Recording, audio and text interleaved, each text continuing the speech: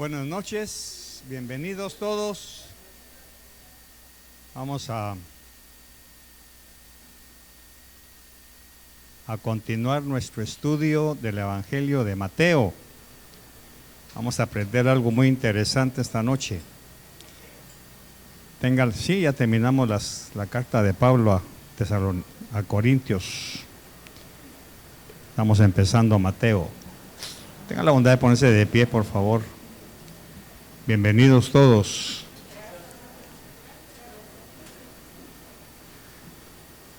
Padre, muchas gracias en el nombre de Jesús por esta noche. Te bendecimos.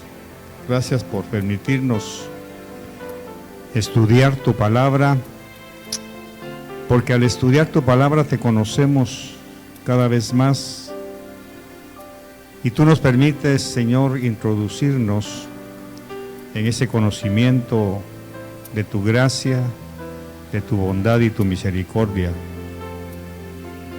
Muchas gracias por darnos sabiduría, conocimiento, inteligencia para poder exponer tu mensaje. Bendice a mis hermanos que ya vinieron, a los que vienen en camino, guárdalos y cuídalos. Y gracias, Señor, por tu bondad y tu misericordia. En el nombre de Jesús, amén y amén. Muy bien. Vamos a ver el verso 16 y vamos a estudiar algo muy interesante que está aquí adentro. Mateo 1:16. Dice: en el nombre del Padre, del Hijo y del Espíritu Santo. Y Jacob engendró a José, el marido de María, de la cual nació Jesús, llamado el Cristo, o sea, el Mesías. Tenga la bondad de sentarse, por favor. Algo muy interesante que tenemos aquí, hay mucho que sacarle a esta historia. Cuando en la Biblia aparecen nombres y tienen mucho que ver en la genealogía, lo que pasa es que nosotros muchas veces solamente leemos en el plano general, pero la genealogía nos explican muchas conductas en la vida de sus protagonistas. Por ejemplo, la Biblia dice que Jacob no es el Jacob de Génesis, sino que es un Jacob que vino después de la diáspora, cuando Babilonia se llevó a los judíos, se los llevó cautivos, y luego con el tiempo de Esdras y Nehemías regresan a Jerusalén, y entonces ya empieza una nueva generación. Recuerde que Mateo está hablando de las generaciones, y necesita hablar de las generaciones para poder demostrar que Jesús viene de la tribu de Leví, de la tribu de David.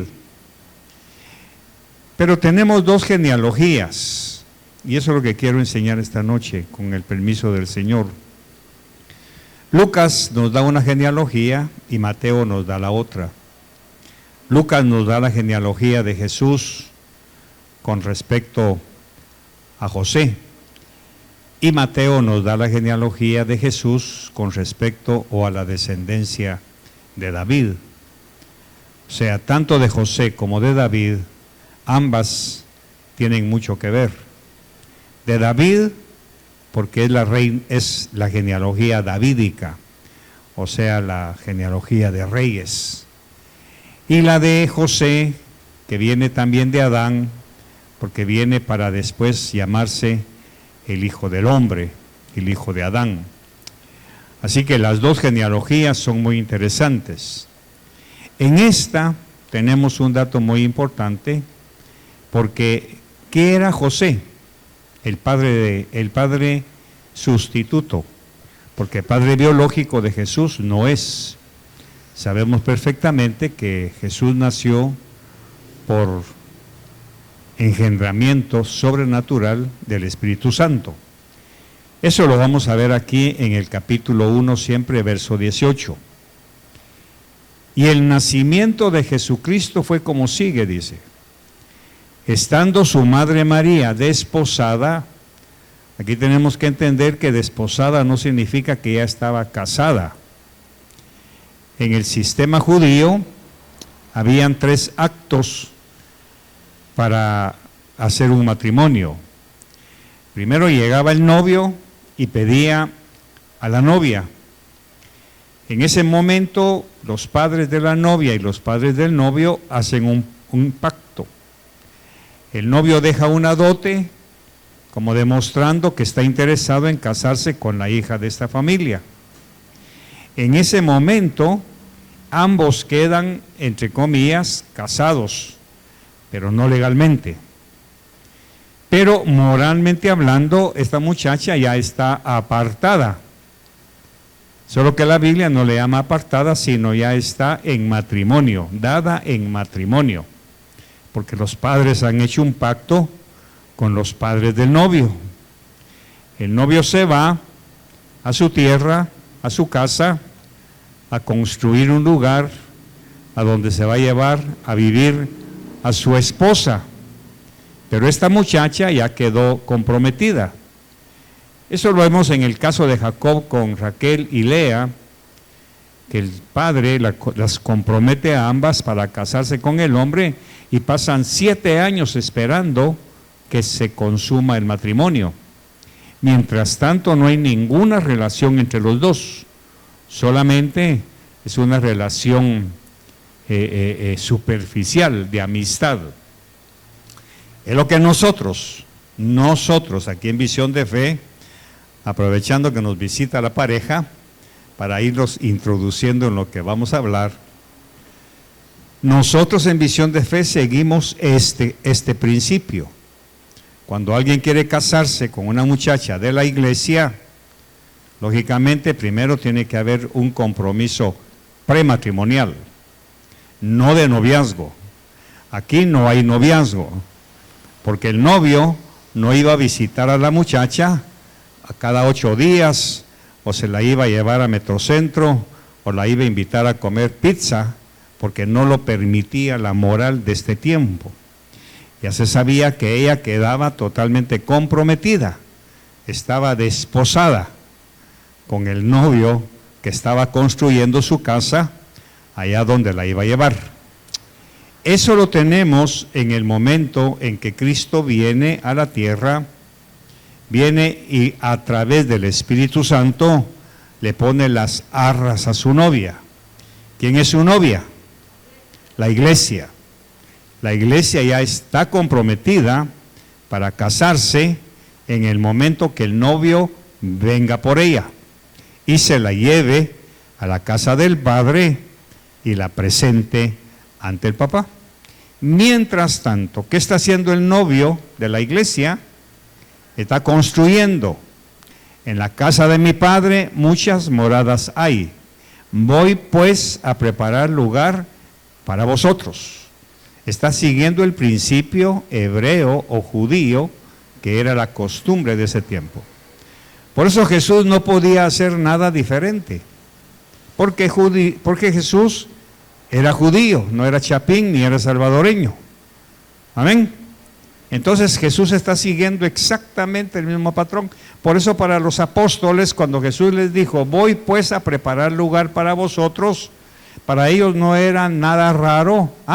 O sea que nosotros somos la esposa del Cordero, va a quedar desposada porque el Espíritu Santo ya vino y le puso el anillo de compromiso y ya está sellada.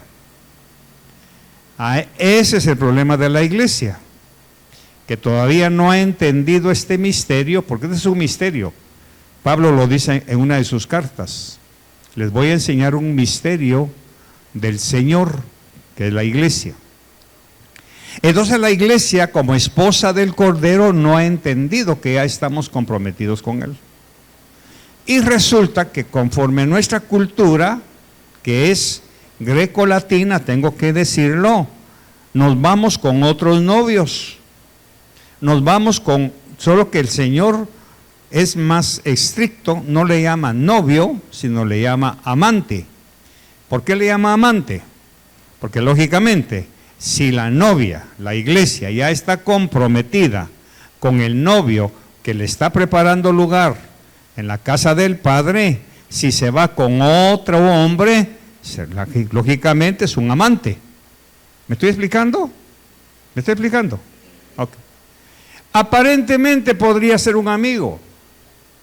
Aparentemente, socialmente hablando, podríamos llamarle que se fue con un chero. No existe eso.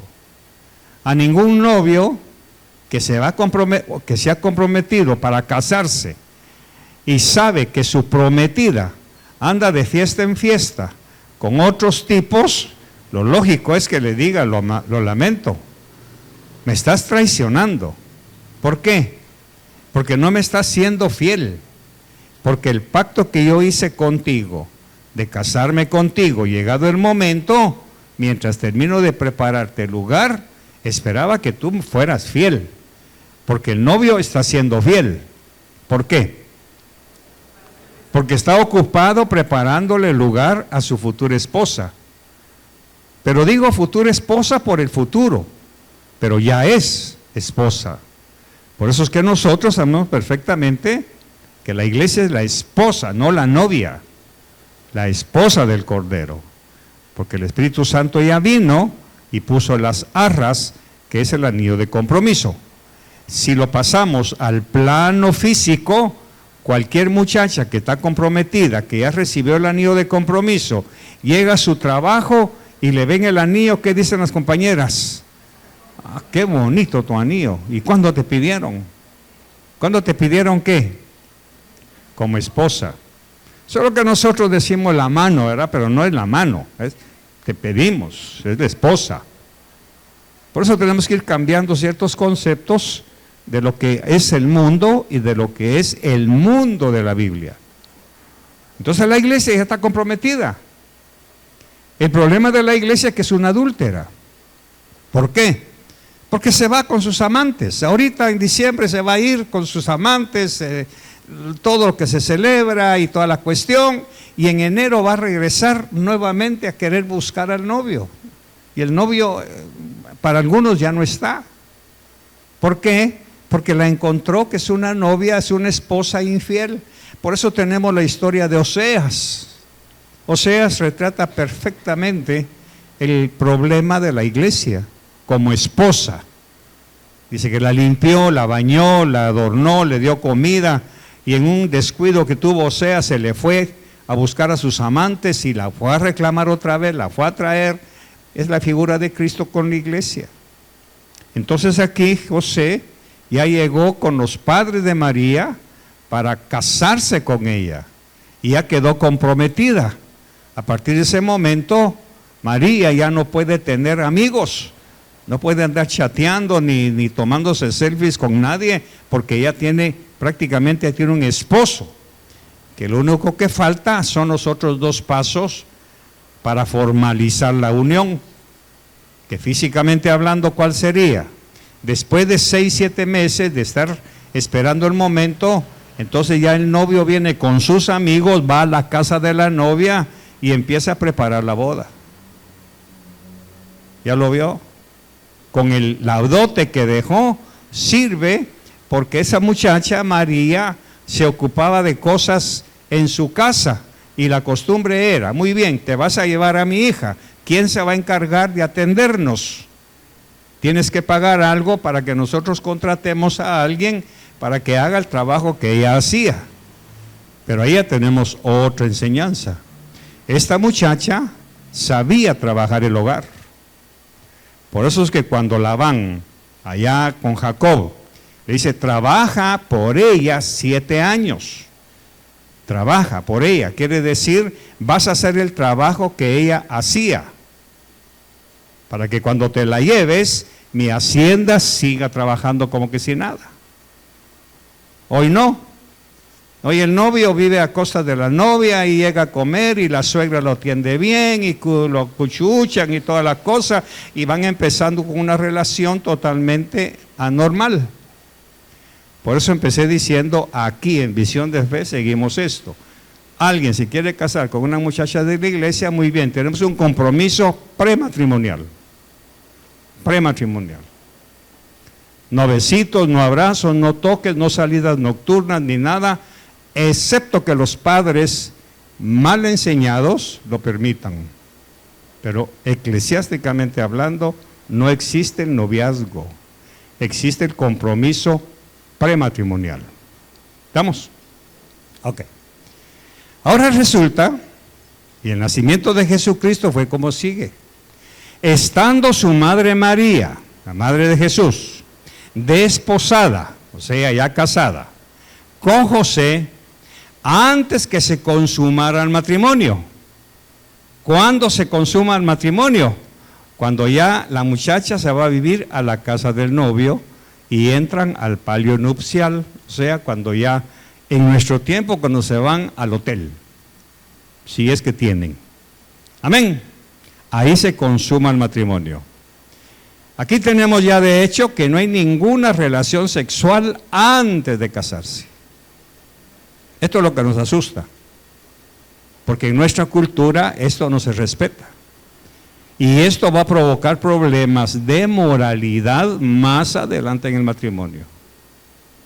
¿Qué es lo que tratamos de evitar?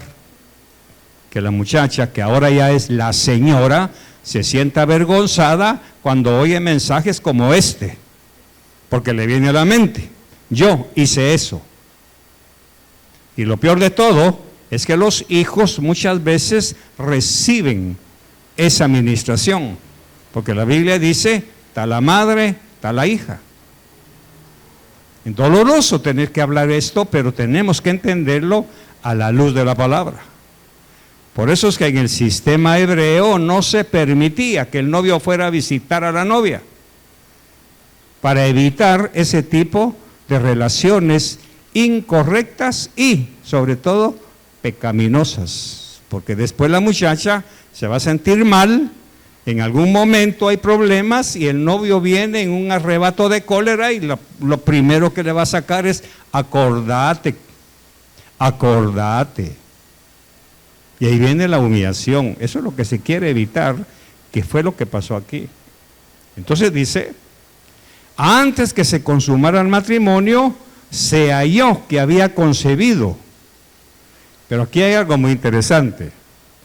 Nosotros sabemos que ha concebido por obra del Espíritu Santo. Léalo bien. Se halló que había concebido por obra del Espíritu Santo. Pero eso no lo sabe José. Lo único que José sabe es que su prometida o su esposa está embarazada. ¿De dónde sale eso? Aquí.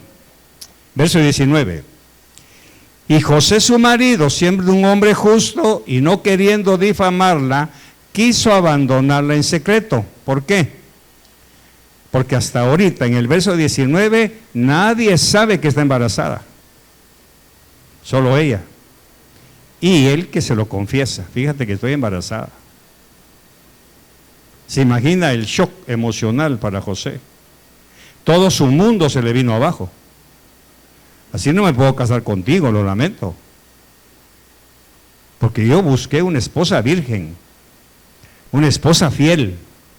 Y en la mente de José, ¿qué hay? Pónganse en sus zapatos. Hay sospechas, desconfianza, dolor. Ha pasado un año trabajando para darle a ella lo mejor que puede darle y ahora le resulta que está embarazada. ¿Se da cuenta el choque emocional? Es como cualquiera de nosotros. Nos vamos a casar y 8 días antes de la boda nos resulta la muchacha con que está embarazada de otro. ¿A quién va a aceptar un matrimonio así? Eso es lo que queremos evitar en la iglesia. Que no sucedan esas cosas. Por eso es lamentablemente, y con mucho respeto, muchos matrimonios que se han efectuado de blanco, es una hipocresía. Porque ya la muchacha viene embarazada. Pero como decimos, para taparle un poquito el ojo a la cosa, pues, para que nadie lo sepa, como para cubrir Y eso es hipocresía delante de Dios. Ahora sigamos. Y José su marido, siendo un hombre justo y no queriendo difamarla, quiso abandonarla en secreto. Iba a ser algo difícil. Difícil, ¿por qué? Porque todo divorcio, bíblicamente hablando, necesitaba de 2 testigos. No era como hoy que se van con un abogado y no. Ahora imagínense, ¿por qué quiso abandonarla legalmente? Porque ya estaban casados. ¿Por qué? Porque cuando pide a la novia, ¿cuántos testigos hay? Están las 2 familias. ¿Ah? Hay fiesta, hay alegría. Empiezan los primos, los tíos, los parientes. Me contaron que te vas a casar, sí, y llegan a visitarla y mira, aquí está para tu boda, aquí te trajimos esto, la empiezan a preparar. El novio por su lado también está con sus amigos que se va a casar. Es un episodio de fiesta. Ahora resulta que la muchacha está embarazada. Entonces, ¿qué hace José? Él era justo, dice. Claro que era justo. ¿Por qué? Porque era un hombre temeroso de Dios. ¿Y por qué era temeroso de Dios? Porque viene de la línea de David. Así que ya sabemos que su genealogía es de una genealogía de realeza. Quería comportarse como un caballero. Quiso abandonarla en secreto. Verso 20. Pero mientras pensaba en esto, en cómo dejarla en secreto, iba a ser difícil, porque para poder ir a la casa de la muchacha y devolver el trato, devolver el voto, tenía que llevar 2 testigos. ¿Por qué? ¿Qué dice la palabra en Levítico? Que en boca de 2 o 3 testigos se arregla todo. Entonces tenía que ir con sus amigos, mira, hacerme una campaña, acompañarme. Y era bochornoso. Por eso, mis queridos jóvenes, el matrimonio es algo tan sagrado que hay que cuidarlo desde el principio. No es cuestión social de mandar tarjetitas y preparar panes con pollo, no. Detrás de toda esa parafernalia hay un acto de santidad. Así que José ahora tiene un problema porque tiene que divulgar, ¿qué? Ayúdeme. Que la muchacha le falló. Porque lógicamente cuando vaya con sus amigos, mira, necesito que me acompañes a ser testigo de que voy a romper los votos. ¿Y por qué? ¿Qué bochorno, ¿no le parece? Eso es lo que el Señor nos quiere evitar a nosotros, o a sus hijas. Porque usted lamentablemente, no, gloria a Dios, usted ya salió de eso, pero ahora quedan sus hijas. Qué vergüenza que usted tenga que pregonar que su hija se casó embarazada, porque no supo obedecer la palabra de Dios. Amén. Sigamos. Recordemos que José no sabe por qué está embarazada. Él solo sabe que está embarazada. Y eso le provocó un problema. Quiso abandonarla en secreto. Verso 20. Pero mientras pensaba en esto, he aquí que se le apareció en sueños un ángel del Señor diciendo: José, hijo de David. ¿Por qué les recuerda que es hijo de David y no de Jacob? José, tú eres de linaje real. Tú no puedes actuar como estás pensando. Recuerda que José está soñando y el ángel está hablando. José, eres hijo de David.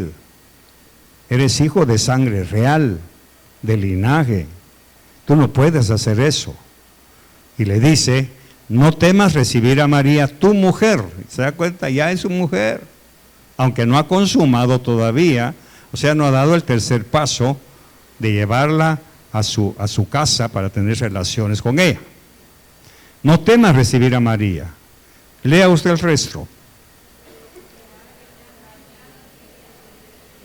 Hasta ahí lo supo José.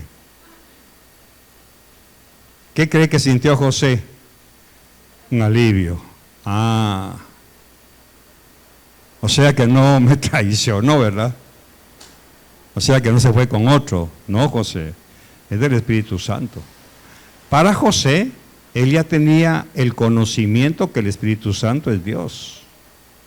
Ahora, qué privilegio, ahora José, después de haber estado hundido en la desesperación, en la humillación, ahora levantado en su moral. Bueno, si es de Dios, ¿qué puedo hacer yo? ¿Se da cuenta? Verso 21. Y dará a luz un hijo y le pondrás por nombre Jesús. Esto lo voy a tocar, pero no es una doctrina. Quien pone el nombre es el Padre. Pero qué pleito se pone, ¿verdad? Incluso he sabido de parejas que 3 meses antes de que nazca el bebé hacen una lista de nombres, ¿verdad? Como que fuera lotería, a ver cuál cae. Preguntarle al Señor cómo quieres que se llame. ¿Por qué? Porque el nombre tiene mucho que ver. Para nosotros, pues, caralampio hay, caralampio no, pues bíblicamente hablando los nombres se ponen porque los nombres van a expresar personalidad. Entonces, aquí estamos viendo que los nombres tienen mucho que ver. Verso 21, y dará a luz un hijo y le pondrás por nombre Jesús, porque él salvará a su pueblo. Lógicamente para nosotros Jesús es Jesús, pero según la unidad es Yahshua, que significa Dios salva. Dios salva, porque Él salvará. Quiere decir que el nombre implica que Él es un salvador. Porque Él salvará a su pueblo. Aquí tenemos otra enseñanza que no sé si la voy a tocar. Todo esto sucedió para que se cumpliera lo que el Señor había hablado por medio del profeta, diciendo: he aquí la Virgen concebirá y dará a luz un hijo, y le pondrán por nombre Emmanuel. Eso lo dice Isaías, capítulo 7. Emmanuel, que significa Dios con nosotros. Todo eso está pasando en el sueño de José. Ahí le están diciendo quién embarazó a su novia, a su esposa, y cómo va a ser el nacimiento del hijo y cómo debe llamarse. En el verso 24 despertó. ¿Y qué dice? Verso 24. Y cuando despertó José del sueño, hizo como el ángel del Señor le había mandado, y tomó consigo a su mujer. Y la conservó virgen. ¿Se da cuenta? O sea que José y María nunca fueron a comer pizza, ni la suegra le dio permiso que llegaran hasta las 10, 11 de la noche. Nunca pasó eso. Y aquí tengo que meterme a su hogar. Muchas madres permiten que su hija de 12, 13, 14 años ya tenga novio, sin ponerse a pensar el riesgo que corre. ¿Todo por qué? Porque somos una iglesia con nuestro propio principio. No hemos concebido o entendido que como la iglesia, como esposa de Cristo, necesitamos sujetarnos a su palabra. Necesitamos sujetarnos a lo que Él diga. Las reglas del juego las pone Él. ¿Por qué? Porque Él es el esposo. Él sabe a dónde le da permiso a su esposa ir. Y aquí tengo que tocar cosas que parecen exageradas. Pastor, o sea que para ustedes todo hay que orar primero, ¿sí? Ya le preguntó a su esposo si le da permiso de ir a la feria. Ya le preguntó a su esposo si le da permiso de ir a la playa o solo agarra camino. ¿Con permiso de quién se fue? ¿Quién sabe dónde anda? Nuevamente nos vamos a Oseas. Ahí está bien esquematizada la conducta de la iglesia como esposa.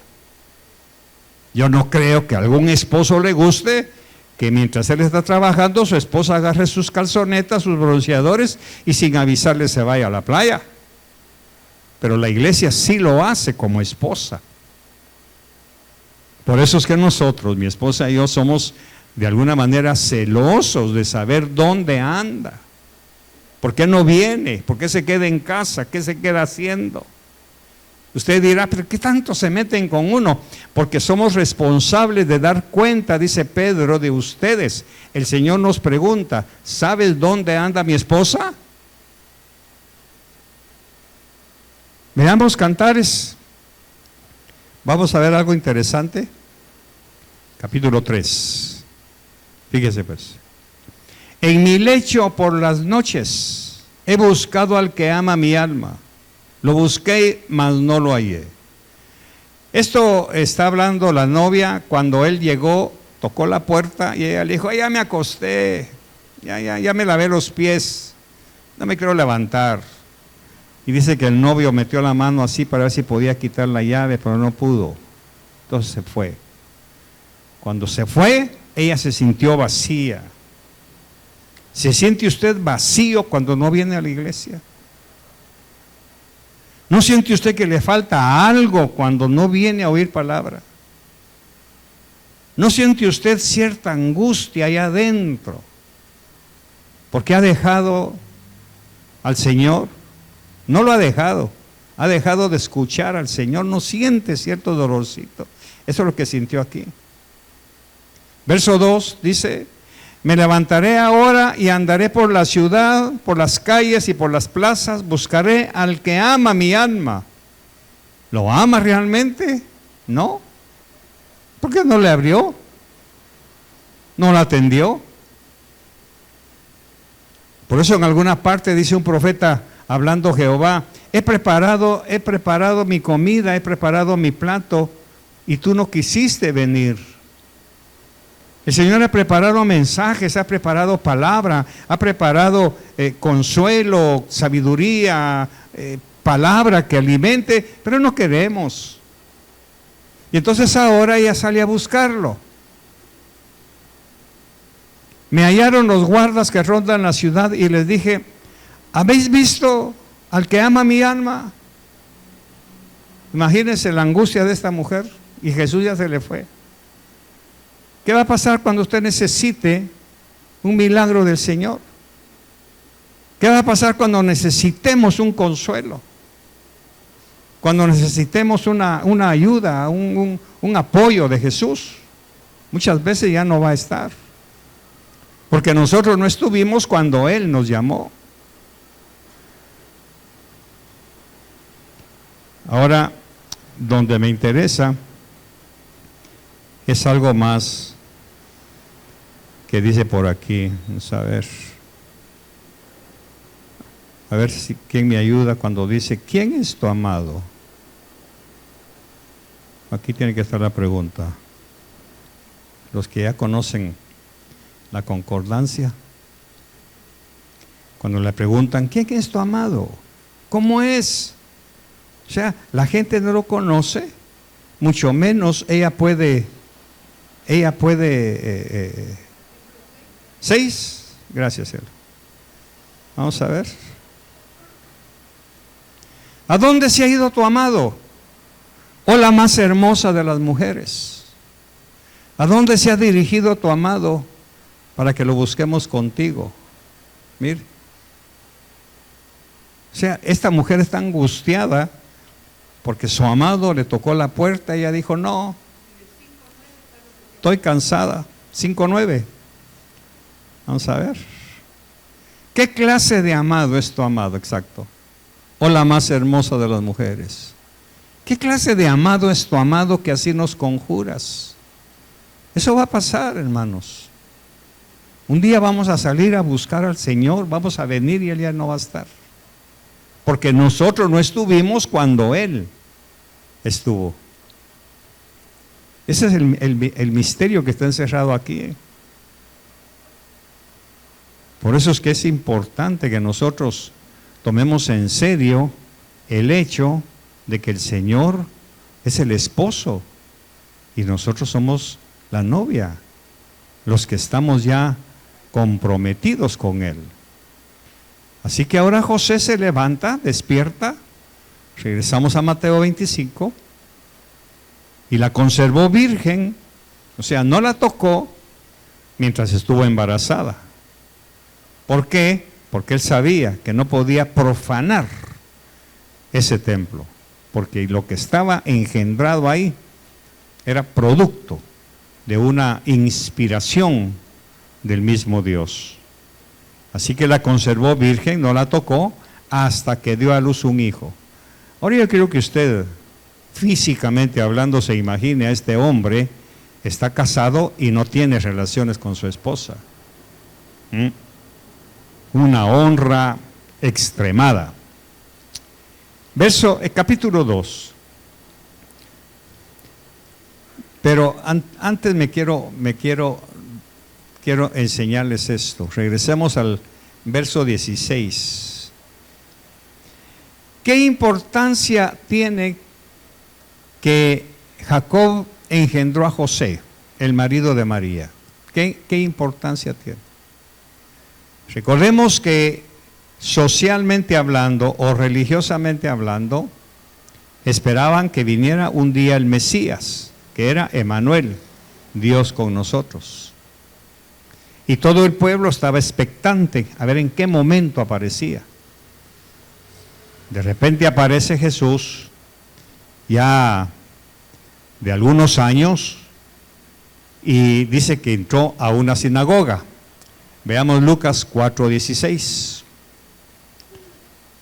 Lucas 4:16. Y usted va a ver algo muy hermoso aquí. Llegó a Nazaret, donde se había criado, y según su costumbre entró en la sinagoga el día de reposo y se levantó a leer. Sigamos. Le dieron el libro del profeta Isaías, o sea, el rollo. Y abriendo el libro, halló el lugar donde estaba escrito: el Espíritu del Señor está sobre mí, porque me ha ungido para anunciar el Evangelio a los pobres. Me ha enviado para proclamar libertad a los cautivos. Recuerde que él está leyendo en voz alta, porque lo pasaron al frente para que leyera en voz alta. La costumbre de la sinagoga es como nosotros, la iglesia. El pastor lee la palabra y luego da una meditación de lo que leyó. Así pasaba ahí. Entonces todos están oyendo que él es el enviado por el Espíritu. Y está leyendo la profecía de Isaías, donde lo menciona él. El Espíritu del Señor está sobre mí. Y todos están atentos. Porque me ha ungido para anunciar el Evangelio a los pobres, me ha enviado para proclamar libertad a los cautivos, y todo el mundo feliz. O sea que ya apareció el Mesías que nos va a venir a libertar de las enfermedades, del yugo romano, de Herodes, de Pilatos. Eso es lo que piensan ellos. Y dice, y la recuperación de la vista a los ciegos, para poner en libertad a los oprimidos. Hasta aquí toda la gente está emocionada. O sea, este es el que estábamos esperando. Este Mesías estábamos esperando. Que nos venga libertad de las cadenas de la esclavitud, porque hasta en ese momento Israel estaba esclavizado por los romanos.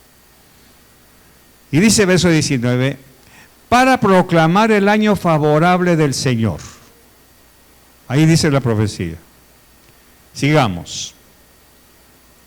Cuando cerrando el libro, lo devolvió. Pero toda la gente, recuerde, para nosotros esto es nuevo.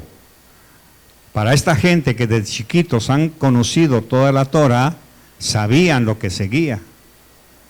Ellos sabían lo que Isaías 61 había dicho. Y aquí le falta algo. Jesús dice, para proclamar el año agradable del Señor. Cerrando el libro, lo devolvió al asistente y se sentó. Y los ojos de todos en la sinagoga estaban fijos en él, esperando a ver qué comentario nos va a dar de lo que acaba de leer. Sigamos. Y comenzó a decirles, hoy se ha cumplido esta escritura que habéis oído. Ubiquémonos en esa sinagoga. Ellos conocían toda la profecía de Isaías, no solo un pedazo. Y Jesús solamente ha leído una porción. Y dice, hoy se ha cumplido. Y algunas frentes se arrugan. No, por un momentito, aquí le falta algo. Y todos hablaban bien de él y se maravillaban de las palabras llenas de gracia que salían de su boca y decían, ¿qué decían? ¿Por qué? ¿Por qué de José? Es lo que estamos estudiando. Del verso 16, Jacob engendró a José, el marido de María, de la cual nació Jesús. O sea, José es el padre sustituto de Jesús. Jesús tuvo que escuchar a José. Un día va a aparecer Emanuel, el Mesías, y nos va a venir a libertar de ese demonio de Herodes, de los romanos que nos oprimen, que nos quitan nuestras tierras. Recuerde que todo el pueblo de Israel en este momentito está pero en una condición paupérrima de pobreza. Hay hambre, hay pobreza, hay necesidades, porque la mayoría de gentes habían caído en préstamos para los latifundistas que les quitaban sus tierras y ellos decían que había que sembrar. El pueblo de Israel siempre fue un pueblo antiguamente de campo, agrícola, pero su agricultura se basaba en 2 o 3 granos, la cebada, el trigo y la oliva. Ese era lo que ellos vivían. Pero venían los latifundistas, los dueños, y decían, no, este año no vamos a sembrar cebada. Por ejemplo, vamos a sembrar comino, porque los árabes necesitan comino y nosotros vamos a venderles toda la producción de comino. ¿Qué hacían los judíos, pajarito? Aguantar hambre. ¿Ya lo vio? Y ahora viene Jesús y dice, el Espíritu del Señor está sobre mí, me ha enviado a libertar. O sea, Él es el que nos va a dar comida. Él es el que nos viene a rescatar de los poderosos que nos hacen aguantar hambre. Ahora se explica por qué tanta gente seguía a Jesús cuando Él multiplicaba panes. ¿Se da cuenta? La gente vivía con un hambre terrible. Porque los latifundistas decían, hoy este año no vamos a sembrar comino. ¿Qué es lo que está exigiendo el mercado, por así decirlo? Pues hoy quieren cebada, pues solo cebada, pero toda la producción ya está vendida. ¿Y qué le quedaba? Por eso es que cuando usted ve a los discípulos, dice que pasaban por un campo y arrancaban espigas. ¿Se imagina el hambre de esa gente? Así estaban. Ahora viene Jesús y les dice, hoy se ha cumplido esta escritura. Entonces dijeron, qué bonito, gloria a Dios, ya vino Emanuel, Dios con nosotros, nos va a libertar. Pero resulta que ellos vienen y lo agarran por otro lado. Y todos hablaban bien de él y se maravillaban de las palabras llenas de gracia que salían de su boca y decían, con razón, si es hijo de José. ¿Qué oía de José? No, ¿qué oía Jesús hablando a José con sus amigos en la sala de su casa? Que un día iba a aparecer el Mesías y que iba a romper las cadenas de esclavitud, que les iba a devolver sus tierras, porque el mismo José, posiblemente, como era carpintero, no tenía mucha comida que llevar a su casa. ¿Me está siguiendo? Por eso es que ellos dicen, ¿no es este el hijo de José? Con razón. Si su papá José le enseñó que tenemos que libertarnos, que tenemos que agarrar las espadas y armarnos e ir contra el imperio. Pero ¿qué sigue? ¿Qué sigue aquí en la sinagoga? Entonces él les dijo, sin duda me citaréis este refrán, médico, cúrate a ti mismo. Esto es, todo lo que oímos que se ha hecho en Capernaum, hazlo también aquí en tu tierra. Sigamos. Y dijo, en verdad os digo que ningún profeta es bien recibido en su propia tierra. Jesús les está preparando. Como profeta no les voy a gustar. No les voy a gustar. ¿Por qué? Por lo que sigue. Verso 25. Pero en verdad os digo, léalo usted por favor.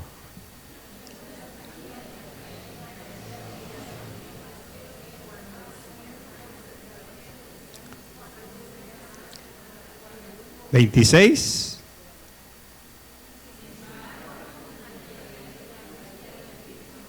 Ahí está el problema. Recuerde que los judíos eran nacionalistas. Así eran ellos, hasta la fecha. Para ellos no hay otra tierra más hermosa que la de ellos. Entonces, ¿qué pasó? Todos estaban asombrados. Con razón, si es el hijo de José, lo están viendo, diciendo que él va a venir a libertar, y todos dijeron, amén, si es el hijo de José. Lo menos que se espera del hijo de pajarito, ¿qué es? Que toque teclado, que toque guitarra, que toque piano, es lo menos. ¿Por qué? Porque es hijo de pajarito. ¿Sí o no? Si lo mismo está pasando aquí. ¿Acaso no es hijo de José? Eso nos muestra que José era de alguna manera un hombre que políticamente hablando estaba esperando que se les devolviera su tierra. Eso es lo que Jesús había oído y ellos lo sabían. Por eso dicen, sí, sí es hijo de José. Y Jesús les aparece con otra cosa. ¿Con qué les aparece? Muchas viudas habían en Israel en aquel tiempo que había mucha hambre. Y Elías fue enviado a una mujer de Sarepta. ¡Sarepta! Los sidonios eran enemigos de Israel desde ancestros. Ahora resulta que Jesús agarra el ejemplo de que Elías, el gran profeta de fuego, en lugar de ir a Israel a sanar a alguna viuda, fue con los enemigos. Arrugaron la frente. Pero todavía falta otro susto. Sigamos, verso 27. ¿Qué dice?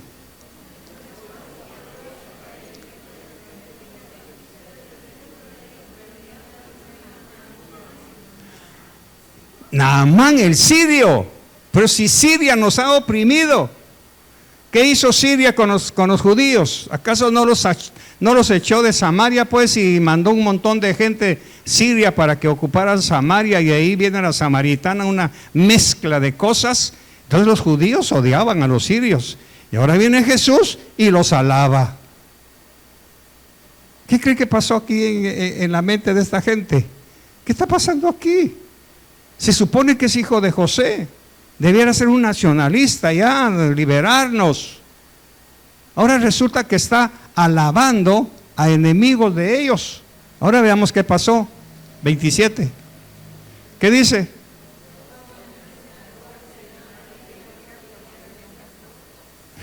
¿Por qué se enojaron? Porque ellos esperaban que Jesús hablara bien de Israel, no de los enemigos. Y todos en la sinagoga se llenaron de ira cuando oyeron estas cosas. Lo acaban de alabar, ¿sí o no? Unos textos antes dice, qué bueno, sí, sí, gloria a Dios, sí, es cierto. Además es hijo de José, no se esperaba menos de él. Y ahora le da vuelta la tortilla. Verso 29. Y levantándose, siga.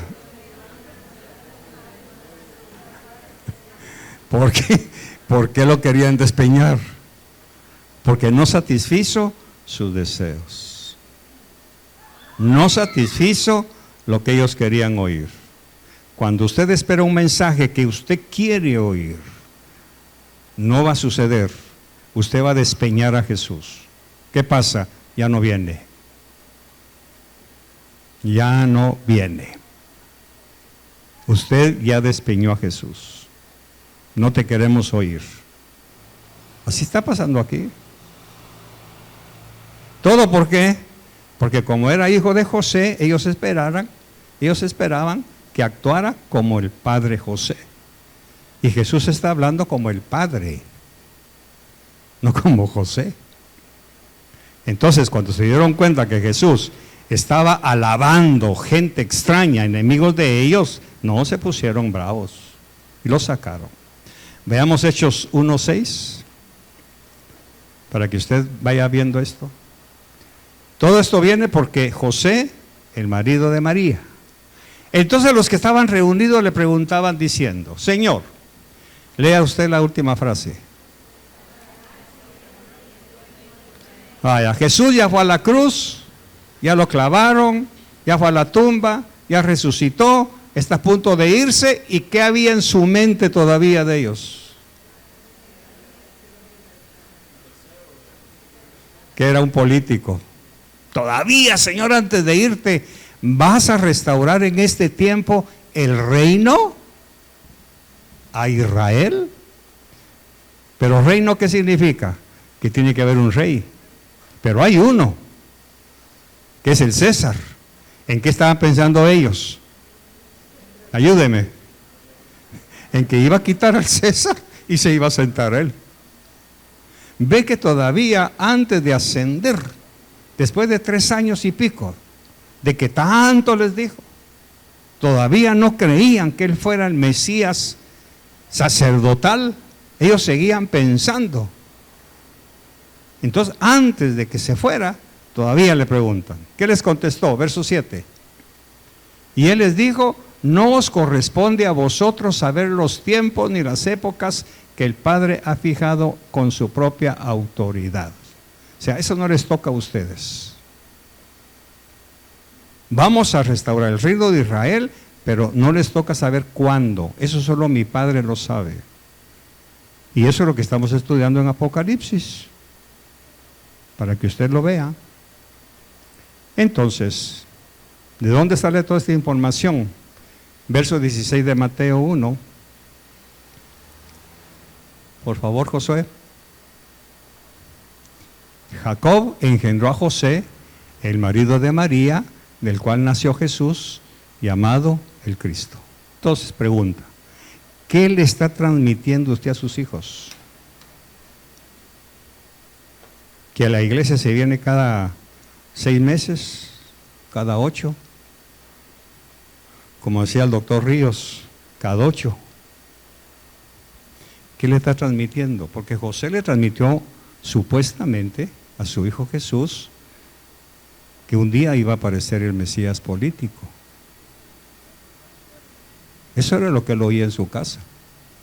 ¿Qué oyen sus hijos en su casa? ¿Qué ven? Esa es la lección de aquí. Por eso es que, de alguna manera, como pastores o como pastor, me frustro cuando ustedes o cuando la iglesia no valora lo que les queremos dar. Es por su bien, para que sus hijos sean hombres de una sola mujer y mujeres de un solo hombre, para que sus familias puedan tener un legado de santidad para Dios. Pero creo que todavía se puede.